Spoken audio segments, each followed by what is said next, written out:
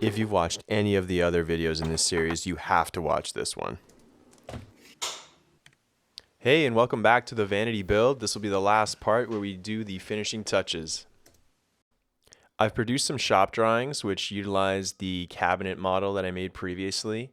I've added dimensions for the manufacturer, radius, and penetration holes for the sink and faucet. While I wait for that countertop to be manufactured, there's more site work to do. I've cut and placed the sub counter, which is a 3/4 inch spruce exterior grade plywood. The next step is to utilize the shop drawings and the template provided by the sink manufacturer and place those on the sub counter and make those penetrations. I've marked the center of the cabinet on the wall, and then I've transferred that to my sub counter. I'll pull that sub counter out and I'll use a framing square to find my center line front to back. When I do this, I'm also going to check that my framing square is correct, so I'll flip my framing square and make sure that line still is parallel.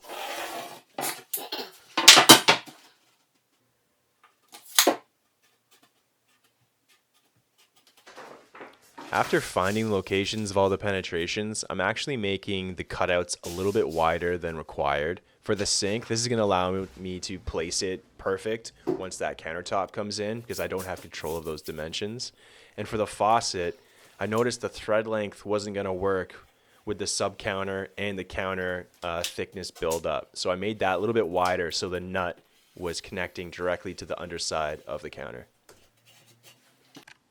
With the layout placed onto the sub counter, it's a perfect opportunity to get distracted by another task.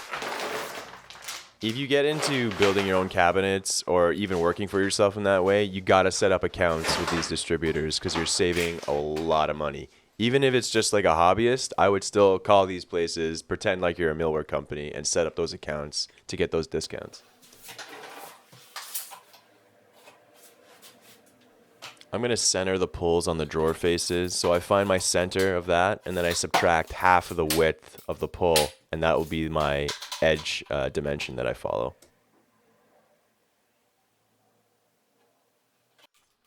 If you ever take on this kind of work yourself, one of these drill bits is an absolute must for any sort of pull, hinge, bracket, whatever. These self-centering bits really make your life easier.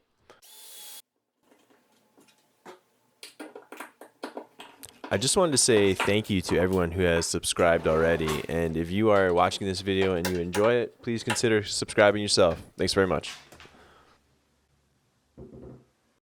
All the pulls are now in, and I think it suits the cabinet pretty well.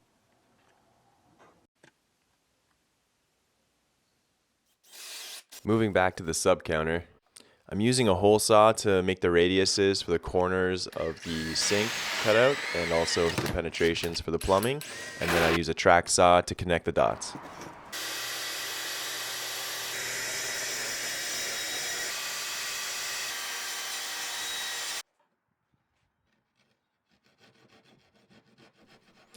This is another absolute must-have tool for any woodworker or millworker who's doing site work. This is a Pocket Boy folding saw by the company Silky, a Japanese company.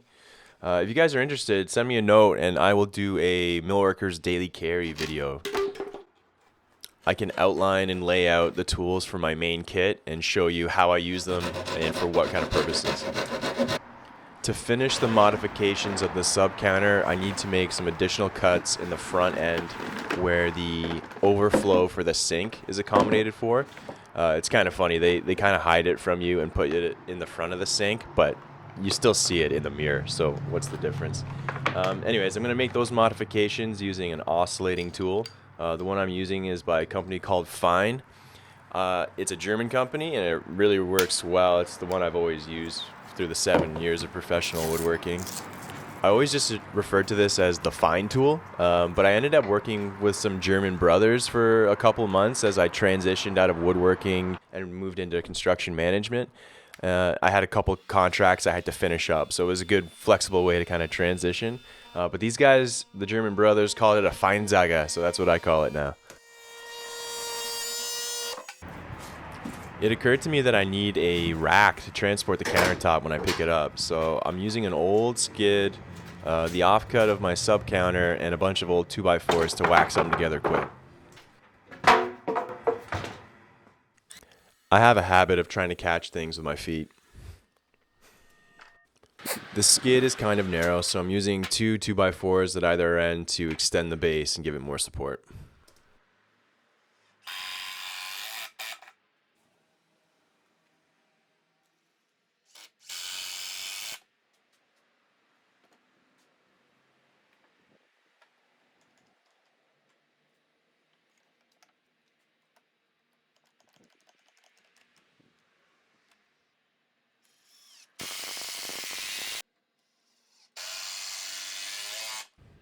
The framework for the rack is complete, so now I use the offcut of my sub counter as a full bearing support when I lay the countertop on it.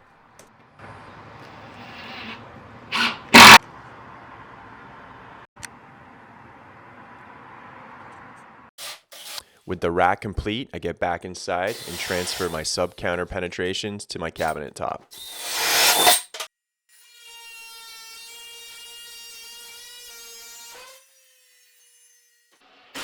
When you screw your sub counter down, it's a good idea to level it to make sure you got full bearing for your countertop. It's counter day and the rack did a good job.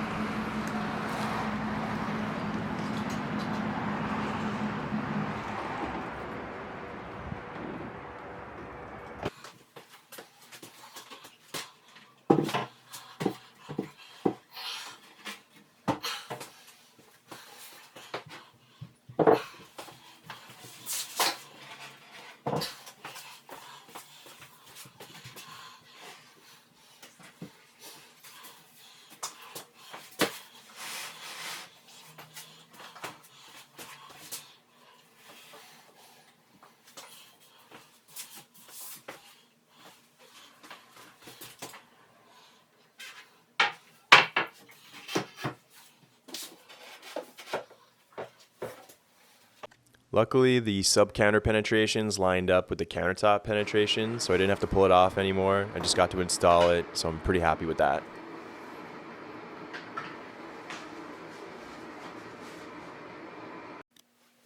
At work, I see the plumbers install undermount sinks in this manner, so I'm going to adopt their method. They use a 2x4 above and below the counter with a threaded rod to suspend the undermount sink and tighten it and align it.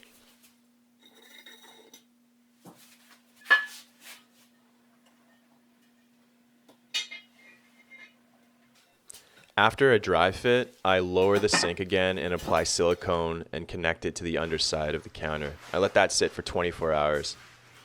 I didn't use two-component silicone for the connection, so I've also used metal strapping underneath the sink for additional support. I've pre-cut and drilled out some strapping that I'm using to mount the LED linear strips to. I've decided to run LEDs above and below the mirror.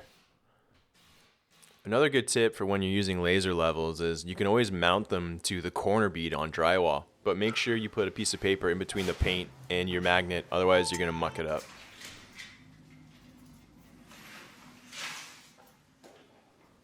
The LED strips I'm using have an adhesive backing, so they press into the channel, and then I use a diffuser over that, which keeps it in place if it ever were to fail. To have two LED strips run on the same circuit, you start and stop with these little connection terminals. To hang the mirror, I'm using a French cleat system mounted to a back panel. I glue and screw the French cleat to the back panel, and then I'll be using a construction adhesive designed for mirrors to connect the panel to the mirror. They've discontinued the adhesive I'm used to using, so I've adopted another one. It's by the same company, but I'm a little worried that I've undersized my panel for this size mirror, and I'm just worried that this thing may fall off eventually. If it does fall off, I'll be honest and let you guys know.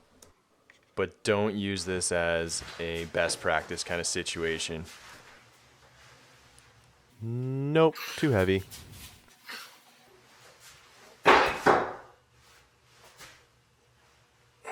Always good to have a plan B, and that's what the foam is for.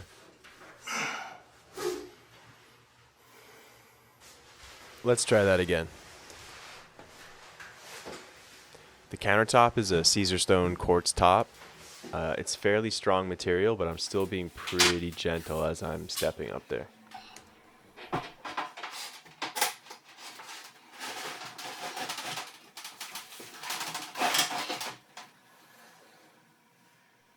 I don't know if you guys noticed, but there was no catastrophic failure. So that's it. The cabinet, counter, fixtures, LED strip, and mirror are all in.